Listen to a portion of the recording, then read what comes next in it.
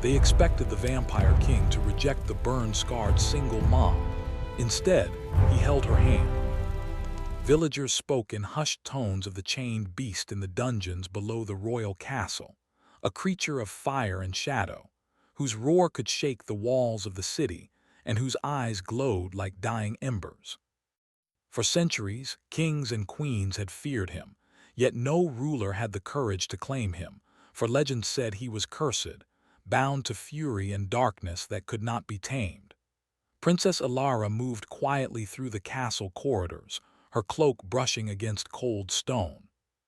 She had grown restless in her gilded halls, tired of ceremonies and council meetings that droned on like the ticking of a clock.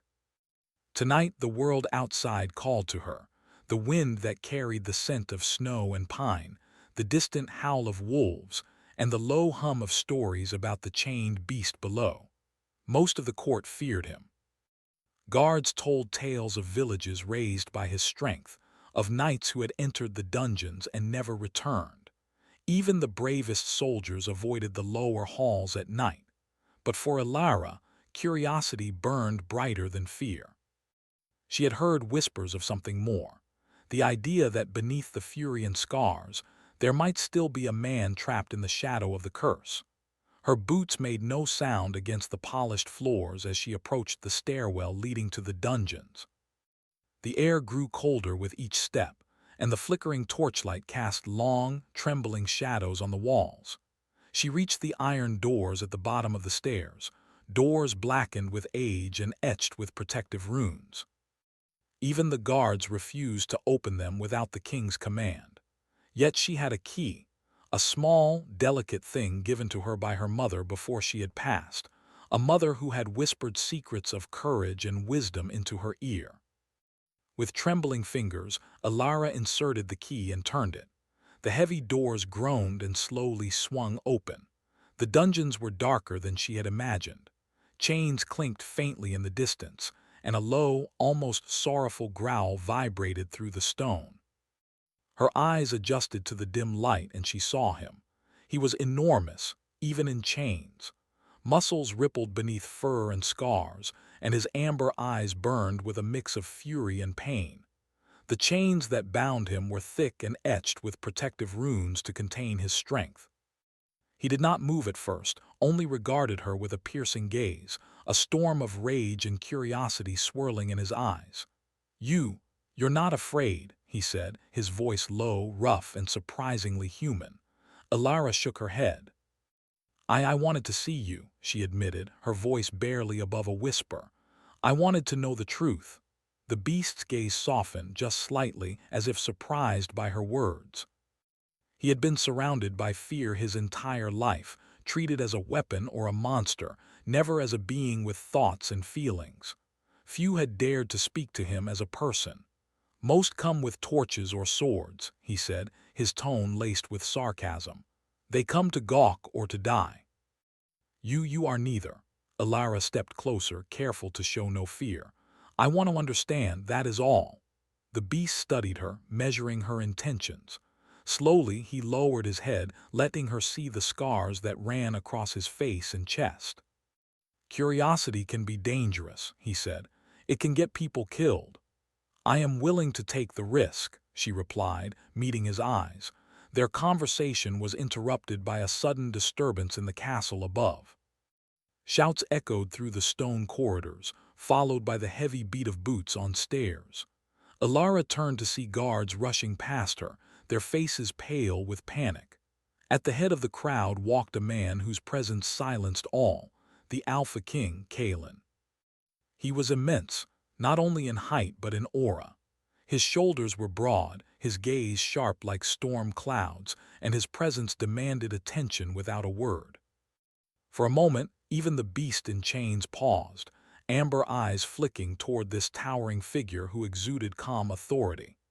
Kalen stopped at the dungeon entrance, surveying the chained creature and the young princess beside him. His gaze lingered on the beast, unreadable yet intense. The guards looked to him, waiting for orders, but Kalen said nothing at first. Then, in a voice that carried the weight of command and destiny, he said, "I take him." The words struck the air like a lightning bolt. Silence followed. The guards froze, their eyes wide. The princess felt her heart race, unsure whether the king's declaration was madness or fate. The beast in chains stiffened, disbelief flashing across his face. "You take me," he growled, his voice a mixture of confusion and caution. "Why would a king claim a cursed thing like me?" Kalen stepped closer, the torchlight catching the silver in his hair, the shadows dancing across his storm-colored eyes. "Because strength alone is not power. You have rage, yes, but you also have restraint, I see it, and I can use it. We will both gain more than fear ever promised." The chains rattled as the beast tested them, a low growl vibrating through the walls. Ilara watched, a mix of awe and fear gripping her chest. For the first time she saw the possibility of something more than terror in this creature, a spark of loyalty, of potential, and perhaps even of hope. "Take me," the beast whispered, not as a command but as a question. His amber eyes searched Kalen's, looking for truth in a world that had given him none. Kalen extended a hand, not with violence but with authority tempered by understanding. "Then follow me," he said. "But know this, obedience is your choice. Betrayal will cost you more than chains ever could." The beast nodded slowly, letting the guards unlock the enchanted bindings. The weight of centuries of imprisonment lifted slightly as he stepped toward the Alpha King. His massive frame moved with caution, yet there was a grace to his stride, a silent acknowledgement that he was no mere animal, but a force shaped by pain, fury, and the long shadow of his curse. Ilara followed, her heart pounding in her chest. She sensed the beginning of something extraordinary, something that would change the kingdom and the lives of those within it forever. The Alpha King, the Beast, and the Princess, three figures entwined by fate, destiny, and unspoken longing, walked through the cold halls of the castle. The other nobles watched from the shadows, whispering among themselves. Some were angry, some afraid, and some curious. Who was this beast that the Alpha King had chosen? What power did he hold? And why had Kalen, a man of wisdom and authority, risked so much in claiming a creature everyone else feared? In the warmth of the Alpha King's chambers, the beast was allowed to rest. Chains were removed, but the runes remained, symbols of the delicate balance between freedom and control. Kalen did not speak much. He observed, studied, and tested the creature's reactions. There was a strange tension in the room, a quiet electricity that neither Ilara nor the beast could ignore. Ilara approached him, sitting across from the massive figure who had terrified yet intrigued her. "You are not just a beast," she said softly. "I can see the man within you." The beast tilted his head, amber eyes reflecting flickers of torchlight. "Do you truly believe that, after all I have done, all I have destroyed?" His voice was raw with centuries of shame and fury. "I believe," she replied, "that no one is born only as their curse. Even the darkest fire can be guided by light." The beast's gaze softened for a fleeting moment, and Ilara sensed a flicker of hope in the darkness. Perhaps, she thought, the first step toward redemption was not punishment but understanding. Kalen's voice broke the quiet, firm and commanding, yet not without warmth. "You will remain under my watch, not as a prisoner but as an ally. If you fail, if you let rage consume you, then the consequences will be yours alone. But if you learn, if you master what you are, then you will find freedom you never knew existed." The beast lowered his head, silent, contemplating the strange offer. For centuries, he had been chained by fear, by curse, by those who could not see the man within. Now an Alpha King offered him choice, guidance, and most dangerously of all, trust. Ilara watched, holding her breath. She knew this night would mark the beginning of a journey that would test courage, loyalty, and the fragile thread of trust that tied them all together. Outside, the wind howled through the mountains, and the shadows of the forest seemed to lean closer, as if curious about what was unfolding inside the castle walls. And then, as the first flickers of dawn touched the frost-covered towers, a shadow moved at the edge of the forest, watching the castle. Eyes glimmered with intent, and a whisper of a curse rode the cold wind. The kingdom's peace was fragile, and the choices made tonight would ripple across the land in ways none of them could yet imagine. The beast, once feared and alone, was no longer merely a prisoner. He was chosen, and in that choice lay both peril and promise. Cliffhanger, a distant howl echoed from the mountains, deep and chilling. The Alpha King's hand tightened slightly on the hilt of his sword, and the beast's amber eyes flared with instinctual recognition. Something was coming, something that would test the limits of control, trust, and the fragile bond that had just begun. The morning sun filtered through the tall, arched windows of the Alpha King's chambers, casting long, golden beams across stone floors that had witnessed centuries of power and conquest. The beast, whose name was Draven, had spent the night pacing quietly, chains now gone but the weight of centuries of rage still heavy in his broad shoulders. His amber eyes flickered with unease, caught between instinct and curiosity. Kaelin, the Alpha King, observed him with steady patience. He did not speak immediately, letting the silence stretch, thick with tension. This was not a prison, nor was it a battlefield. Here strength would be measured not in strikes and fury, but in restraint, trust, and the courage to surrender to guidance. "You are restless," Kaelin said finally, his voice calm yet commanding. "Restlessness is dangerous. It leads to mistakes, to destruction." Draven's gaze met his. "I am not used to being guided. I am used to surviving." His voice was low, raw with honesty, and Kaelin noted the faint tremor beneath it, the remnants of a man who had long forgotten care or trust. "Survival alone will not bring you control," Kaelin replied. "You are strong, yes, but your power without direction is a storm, unpredictable, dangerous, wasted." The beast studied him silently, each word measured against centuries of experience. Kaelin's eyes, like dark clouds rolling over a frozen mountain, did not waver. There was authority there, but also something deeper, understanding. Draven had known fear and cruelty, yet in Kaelin's gaze he saw a challenge tempered by knowledge, a test he had not faced in decades. "Then I follow," Draven said finally, his voice carrying both defiance and curiosity. "But I will not kneel. I will not be a pawn." Kaelin smiled faintly, a hint of stormy amusement. "I ask no obedience born of fear, only discipline, only control. If you cannot master yourself, the world will master you, and the result will be tragic." That day, Kaelin led Draven into the training halls of the castle. Ancient weapons lined the walls, swords blackened with age, spears that had toppled kings, and shields bearing emblems of battles long past. Yet Kaelin did not hand him a weapon immediately. Instead, he instructed him to move, to test control of his own body, his own strength, without causing harm. Draven's amber eyes narrowed. "You ask a beast to act like a man," he said. "Do not forget what I am." "And do not forget," Kaelin replied, "what you can become."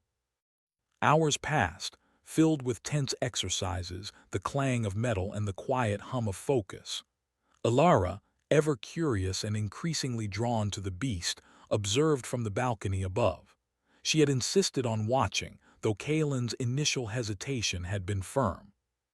She had wanted to understand him, not as a monster, not as a weapon, but as a being caught between curse and humanity. During a pause, Draven collapsed to his knees, exhaustion evident in his massive frame.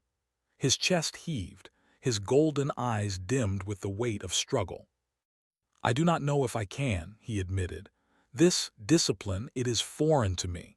Kaelin approached, placing a hand lightly on his shoulder. The touch was firm yet not oppressive, a reminder that power did not always come from force. "You can," Kaelin said. "But only if you choose to. Strength alone does not make a warrior. Control does. And control comes from understanding who you are, not what you fear." The words seemed to resonate. Draven's claws dug into the stone beneath him, not in anger but in resolve. Slowly, deliberately, he rose to his feet, amber eyes alight with determination. That evening, when the training concluded, Alara descended the stairs to the chambers where Draven rested. She moved quietly, her heart both heavy with concern and alight with curiosity. The beast, massive and scarred, did not recoil at her presence. He had grown accustomed to her visits, the soft voice that acknowledged his humanity without pity. "You are changing," she said softly, stepping closer. "Not just in strength, but in something else. I can feel it." Draven regarded her silently. "I am learning restraint, and perhaps trust." His voice faltered slightly on the last word, unfamiliar, almost foreign to him. He had spent lifetimes mistrusting everyone, yet something about her presence stirred a cautious hope. "Trust is dangerous," she replied, smiling faintly. "But it is also necessary. Without it, we are all alone in a world that would destroy us."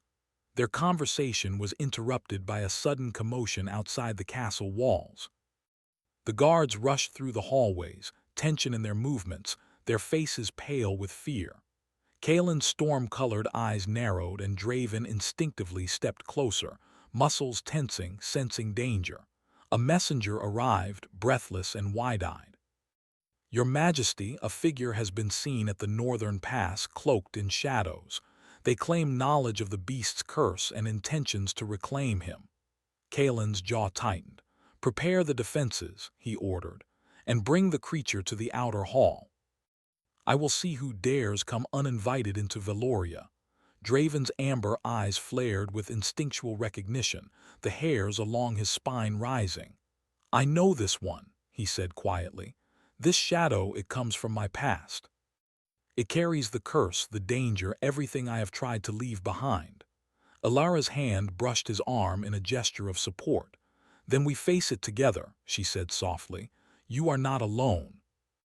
The three of them, Alpha King, Beast, and Princess, stood in the great hall as the gates opened. The wind whipped through the stone corridors, carrying the scent of ice, pine, and something darker, something that had not touched Veloria in centuries. From the shadows emerged a figure cloaked in black, the air around them shimmering with a strange, unnatural cold.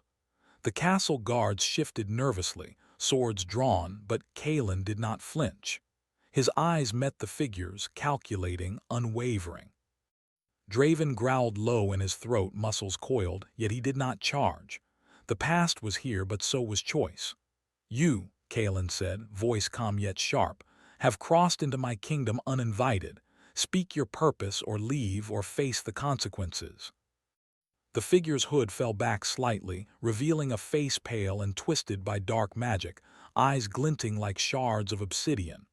"I have come for him," the figure said, voice like a cold wind, "the beast in chains. The curse demands his return. Without him, the darkness will remain incomplete." Draven's claws dug into the stone beneath him. Every fiber of his being bristled with memories of betrayal, fear, and pain. "I am not yours," he growled. "I am no one's weapon. I am my own." Kaelin stepped forward, a silent force of authority and storm-like presence. "Then you will find no claim here," he said. "He belongs to no one but himself, and to me if he chooses to stand with me." The shadowed figure laughed, a sound like ice breaking over a frozen lake. "Foolish king, you cannot contain the storm. You cannot tame what centuries of curse have forged. He is mine by right of blood and fury, and you will see the cost of defiance." The air grew heavy, the temperature dropping as the magic of the figure rippled outward. Draven's body tensed, amber eyes glowing brighter, sensing the danger not as a human, not as a beast, but as something in between, a force waiting to be unleashed. Alara stepped forward, placing herself slightly ahead of him, her voice firm yet gentle. "You will not take him. Not while I stand here, not while the Alpha King stands. You are alone in this place and he is no longer afraid." The shadow figure paused, intrigued, then raised a hand, and the air seemed to warp with dark energy. The castle trembled slightly, the torches flickering as the power in the room swelled. Kaelin's hand rested on Draven's shoulder, steadying him. "Control it," he said quietly but firmly. "Your strength is not the curse. It is your choice. Draven's body surged with raw energy, a storm contained only by the focus and discipline Kalen had begun to instill in him. He did not strike blindly. He did not roar to destroy. Instead, his amber eyes met the shadowed figure, calm yet deadly, and the ground beneath them vibrated with restrained power, a silent warning that the beast had learned the first lesson of trust and control. The shadowed figure recoiled slightly, sensing the shift. "This is not over," they hissed. "The curse will demand him eventually. You cannot escape destiny." Kalen's storm-colored eyes did not waver. "Destiny is not given, it is chosen, and he has chosen." Alara exhaled, a small smile on her lips. For the first time, she felt the fragile threads of hope tighten into something tangible. The beast was no longer merely a prisoner or a weapon. He was learning control, trust, and perhaps, just perhaps, freedom. As the figure retreated into the cold night, the castle doors closing with a resounding clang, Draven sank to one knee, breathing heavily, amber eyes glowing with residual energy. He looked at Kalen, then at Alara, and for the first time in centuries he felt the stirrings of something he had long believed impossible: belonging. The night settled over Veloria, quiet but tense, as if the kingdom itself held its breath. The shadow of the past had come, but the bond between Alpha King, Beast, and Princess had grown stronger, tempered by trust, discipline, and the unspoken promise of protection. And yet, from the distant mountains, a howl echoed, colder and darker than the wind itself. It was a reminder that the curse was never truly gone. It was only waiting for a moment of weakness, for a fracture in trust, for the beast to forget what he had learned. The lesson of control had begun. The storm within Draven was no longer entirely destructive. But it was far from over. Cliffhanger. The howl returned, closer this time, resonating deep in Draven's chest. Amber eyes flared with recognition and fear. From the shadows, a second figure emerged, older, more dangerous, a ghost from a past Draven thought he had left behind. The true test of loyalty, control, and courage was about to begin. The castle of Veloria slept uneasily under a sky darkened by swirling clouds. The mountains around the kingdom seemed alive, their jagged peaks casting shadows that crept toward the stone walls. Inside, the air was tense, thick with the remnants of the night's confrontation. The shadowed figure had retreated, but the memory of their dark magic lingered, cold and suffocating, like frost creeping along one's bones. Draven stood atop the battlements, amber eyes scanning the horizon. The howl from the mountains had grown louder with the night, echoing like a warning. His massive frame was still, muscles taut, every sense alive. Kalen approached quietly, his storm-colored eyes observing Draven's posture. "You sense it," Kalen said. His voice was calm, steady, a grounding presence amid the storm of fear and anticipation. Draven did not answer immediately. The howl pulsed through him, awakening memories long buried. The first time the curse had manifested, the villages that had burned, the faces of those he had feared he had doomed. Rage, shame, and fear coursed through him, yet Kalen's presence anchored him. "I feel it," Draven admitted at last, his voice low, carrying the weight of centuries. "It is here. The curse, it does not forgive." "No," Kalen replied, placing a hand on his shoulder. "But it can be faced. Control is your shield, restraint your weapon." "You are not alone in this." Alara appeared then, moving across the battlements with a grace that belied her fear. "You have learned more than most could," she said softly. "But this is not just about strength. It is about heart. About choosing who you are, even when the past calls you to darkness." Draven turned to her, amber eyes flickering with something softer, something unguarded. For a moment, centuries of pain fell away, replaced by a fragile hope he scarcely believed he deserved. "And if I fail?" he asked quietly, almost to himself. "You will not fail," Alara said, her voice unwavering. "Not while we stand with you." The shadowed figure did not wait long to return.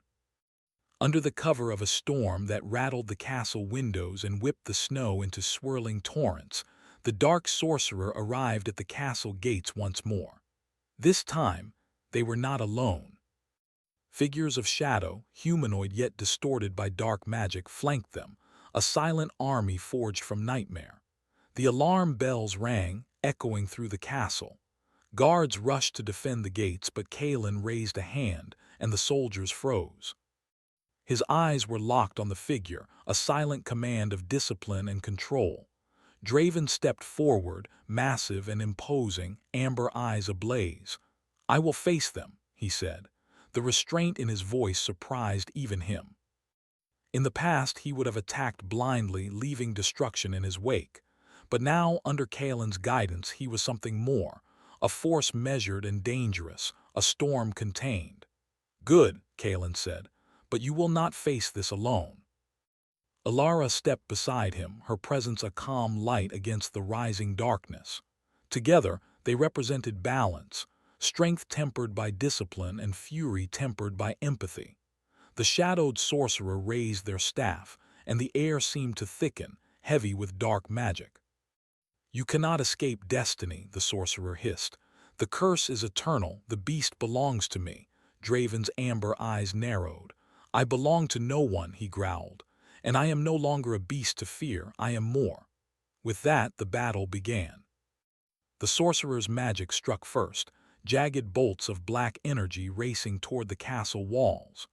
Draven leapt, his massive form moving with a grace that belied his size. He caught the bolts, redirecting their force with sheer strength, throwing them into the frozen earth where they exploded into frost and smoke.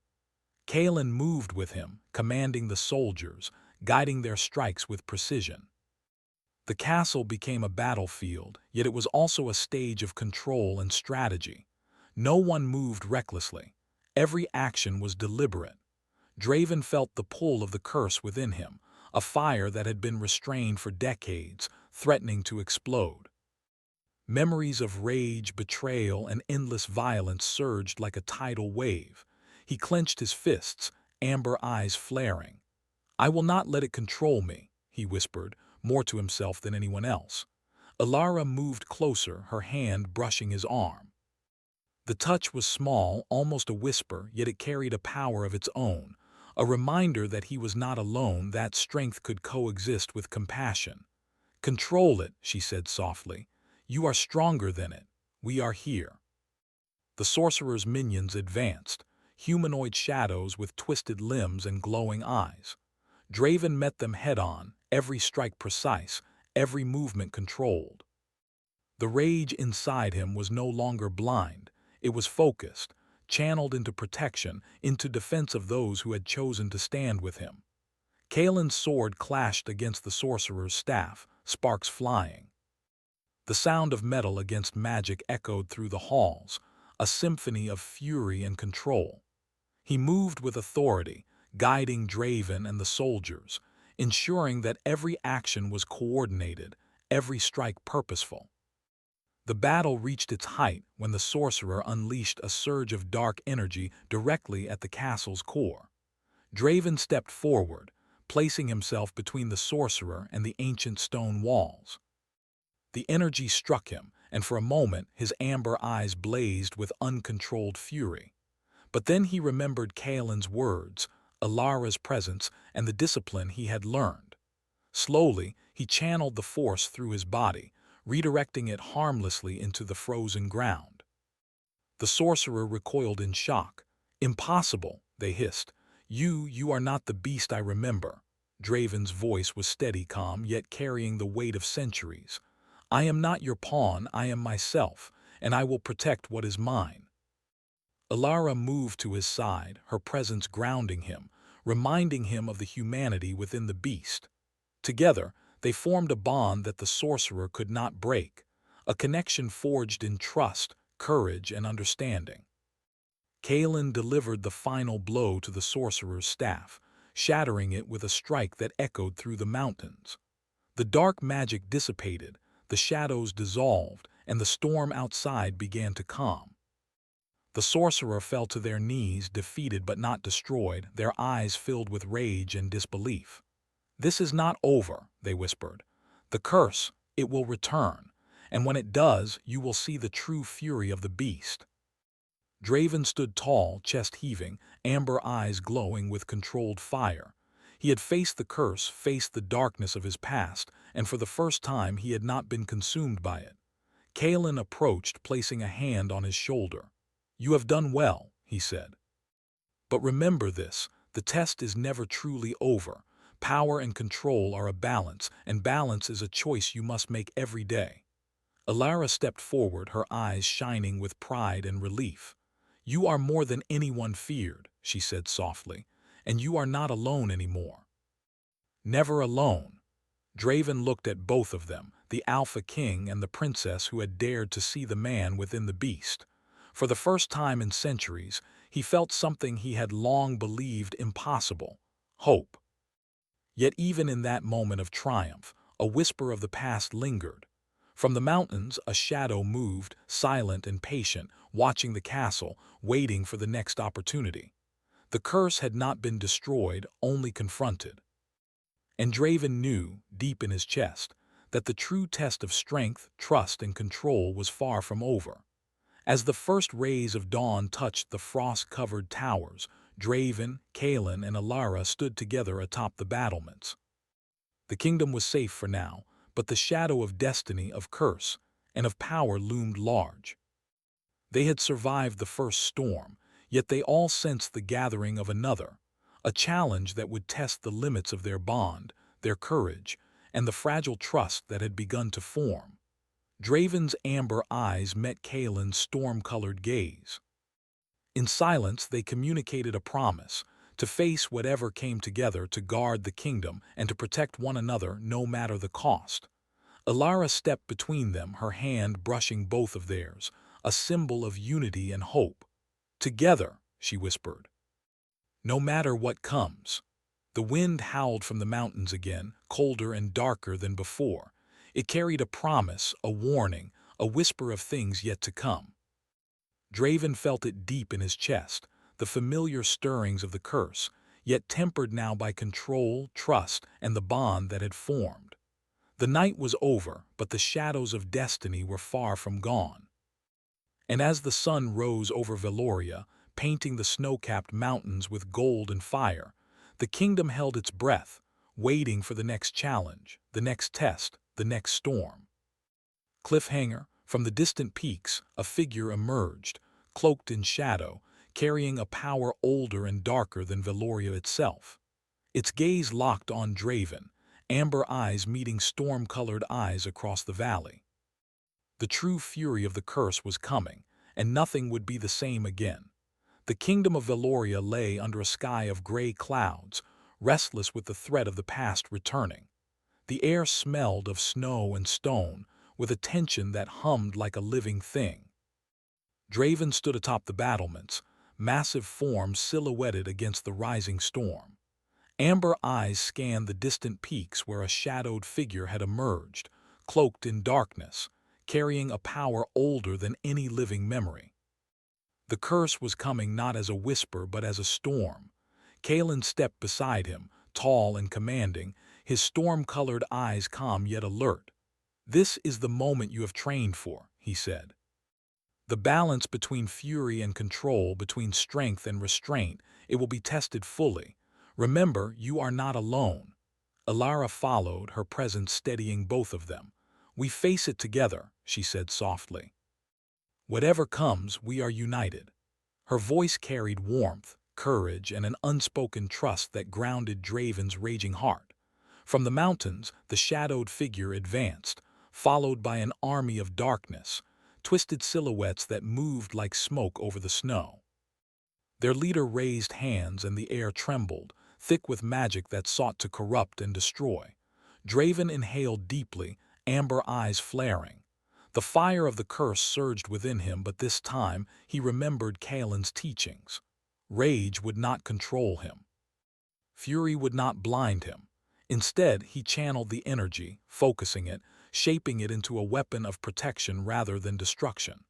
The battle began with a deafening roar. The shadows rushed forward, moving with unnatural speed and malice. Draven met them head-on, fists and claws striking with precision, tempered by the control he had learned.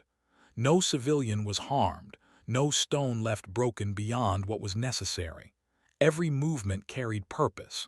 Kalen led the soldiers, his presence a bulwark against chaos.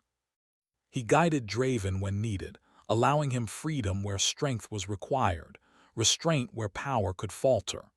The battlefield became a dance of discipline and fury, a display of strategy, courage, and unity. Elara moved among the defenders, healing the wounded and lending courage where fear had taken root. Her presence was a constant reminder to Draven of what he fought for, not just survival, but belonging, trust, and a future that had once seemed impossible. The shadowed figure advanced, black magic crackling in the air. "You cannot resist me forever," the sorcerer hissed. "The curse is eternal. You are mine." Draven's amber eyes met theirs, steady, controlled. "I am no one's property. I am myself." His voice was low, resonant, carrying the weight of centuries and the power of one who had learned mastery over rage. "And I will protect what I love." The sorcerer unleashed a wave of magic, dark and violent, aiming to consume Draven and everything around him. But Draven met it head-on. He did not strike blindly, he did not roar to destroy. Instead, he focused, feeling the energy, understanding it, bending it toward the earth. The frozen ground cracked and shattered beneath him, absorbing the force, while he remained unscathed. Kalen struck then, his sword a flash of silver and steel, shattering the sorcerer's staff and breaking the spell. The shadows wavered and fell, dissolving into mist as the power sustaining them crumbled. The sorcerer stumbled, shock and rage written across their face. "You are not a beast," the sorcerer spat, voice trembling. You are something else entirely." "I am myself," Draven said, amber eyes blazing, "and I choose my path." The battle was over, but the aftermath was quiet and heavy. The soldiers tended to the wounded, and the castle walls bore the marks of the assault. Yet in the center of it all, Draven, Kalen, and Elara stood together, united not just by survival, but by trust, respect, and the bond forged in fire and shadow. Draven lowered his head, breathing deeply, feeling the curse inside him still, a living thing, but one now tempered by control and purpose. For the first time in centuries, he did not fear it. Instead, he accepted it as part of himself, a strength he could wield without harm. Kalen placed a hand on his shoulder, a silent acknowledgement of triumph. "You have done more than survive," he said. "You have become a force for protection, not destruction. That is mastery." Elara stepped forward, her hand brushing against his arm. "You are not alone anymore," she said. "You have a choice, a life, and those who will stand with you. That is freedom." Draven's amber eyes softened, glancing between them. He had been feared, hated, and misunderstood for centuries. Now he was seen, not as a monster, but as a being capable of loyalty, love, and honor. His heart, long caged by rage and mistrust, began to heal. The kingdom watched as the trio emerged from the chaos, their unity evident, their strength undeniable. The Alpha King, the Beast, and the Princess, three figures bound by courage, trust, and the trials they had faced together. Days passed, and the castle began to rebuild. The nobles whispered of the Alpha King's unusual choice, of the Beast who had become a hero, and of the Princess who had dared to see the humanity within the feared creature. Slowly, fear gave way to respect, and admiration replaced the terror that had once ruled the kingdom. Draven walked through the halls without chains, his presence commanding yet tempered by the lessons he had learned. Children who once hid from the dungeons now watched him in awe, not fear. Soldiers followed him willingly, inspired by his strength and control. And every time he met Kalen's storm-colored gaze or Elara's steady, reassuring eyes, he felt the bond that had carried him through the storm strengthen further. One evening, as the sun set behind the mountains, casting gold and crimson across the snow, Draven stood on the battlements with Kaelin and Alara.